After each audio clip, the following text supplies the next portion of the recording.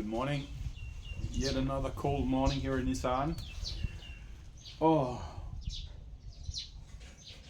I thought I will make a small video here, and it's probably not going to be that small.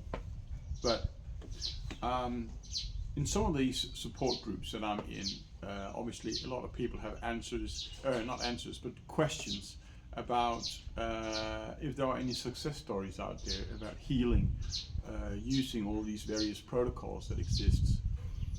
And there are stories out there, and those are the ones that inspire all of us to continue what we're doing. Um, but there are not as many as one could hope for, but there's many reasons for that. But in my own journey, when I started out, as I've mentioned many times before, obviously I was just fumbling in the blind. I was not having any idea of what was right and what was wrong because there were so many options. So the past year and a half when I've been working on this, it has been a journey where I've been learning and I've been looking at the numbers and the variables. Um, but I've never done it because of anybody else. I've never done it to prove anything. I've done it for me. Because I'm a very selfish person. I want high quality life and I want as much of it as I can get. So the benefit obviously for the people close to me who likes to be in my vicinity, the people I love and love me, well, they'll benefit from it obviously, but when the sun sets, it's because I'm a selfish person. I like to live and I like to have a good life. And in this battle, it is very, very little feedback I get. I get a little bit on this YouTube channel with 74 subscribers as it is. But in general terms, not much. I speak very little with some friends about it. I'm very open about it. It's not just on the YouTube channel. I don't think that cancer has to be a secret thing. But obviously, most people relate to the word cancer as a scary thing, so they don't know what to say. And I've mentioned this before. I had a friend of mine who died a couple of years ago from what was that? Colon cancer that spread to the brain, and he was gone like in a year and a half after he got diagnosed. He was gone. And when I spoke with him, when I met up with him initially after the diagnosis, it was a bit hard because I didn't know what to talk about. I didn't know how to get around with the subject. So I understand that other people don't know how to make that a dinner topic to talk about cancer. So it's not something I'm pushing on people. But you know when you're doing it right, and you know you're on the right track, when you have somebody commenting, and now, let me say, there was somebody who was asking if there was any success stories. Now, my story has evolved into what I personally consider as success stories. And that by the definition of the fact that it's been almost 2 years now since I realized that I had a problem that had to be addressed. It was in March 2023 I had my first blood test.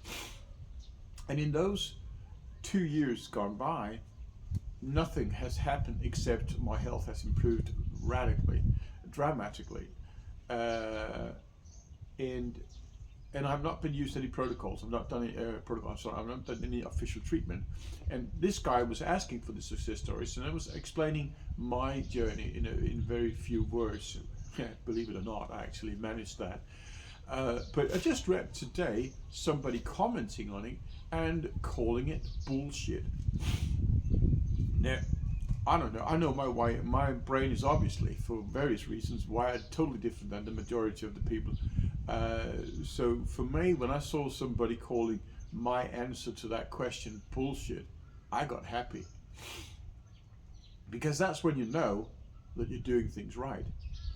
When you get to the point where it becomes unbelievable to other people, and you know you're doing it, and you know it's true what you're saying, then you know that you've now moved beyond that threshold of what is conceivably possible for most people. And that makes me proud. So while, as I say, I'm not doing this for other people, I really like this to be of some inspiration to other people, and I'd also very much like to see myself cured.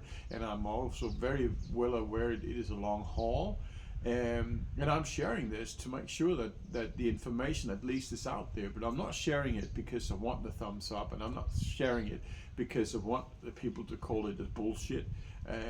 In those terms, I really don't care all that much. It's not for those people who don't believe in it. It's for those people who needs information, and it's for those people who needs inspiration.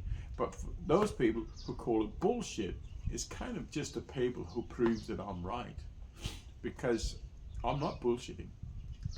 Yeah, I know on this channel I'm just ramping and ranting. I don't really show all the evidence in terms of my scans and my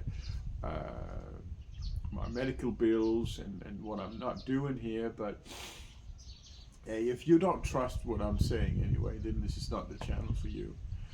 So yeah, a lot of people are pushing me. Well, not a lot of people, but some in the support groups, obviously, they say, have it spread. I can't really answer that because, as some people say, prostate cancer is a silent killer. But what I can say is that all my numbers, both in terms of fitness and in terms of blood work, are perfect. My bilirubin number as of lately is the only one that has gone a little bit, or not a little bit, but quite a bit above what it should have been. But as my doctor says, it's just because there's a kind of an obstruction of sort, because the rest of the numbers that are related to the liver are all perfect.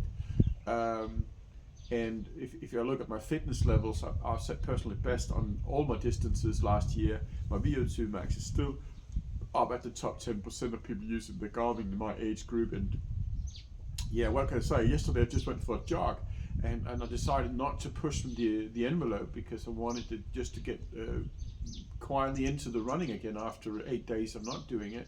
I looked at my watch, the first kilometer 5:45, the next one 5:50, the next one was 5:30 something, and I was not even running hard. I was just jogging. So yes, I don't know if it is spread. I really don't know. But when the sun sets, is it important? The doctors make it important, and I suppose if you are a couch potato and you're not doing anything, it's very important, because the only way you can mitigate it is by being treated with whatever treatment is appropriate for that kind of progress. But I'm doing my own thing, so if I go out and make myself, I think I mentioned that in a lot of videos too, I'm starting to repeat myself, I don't quite understand that, but not everybody see all hundreds of videos I have.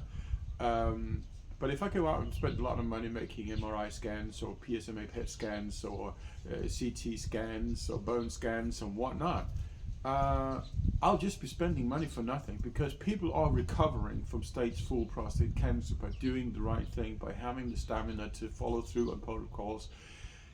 And so if I have a progressing into some metastases where I wouldn't like it to see it go, as long as I'm still feeling good, both mentally and physically, there will be no change to what I'm doing. Oh, and I might also add, as long as I feel like I have tools in the toolbox to make a difference.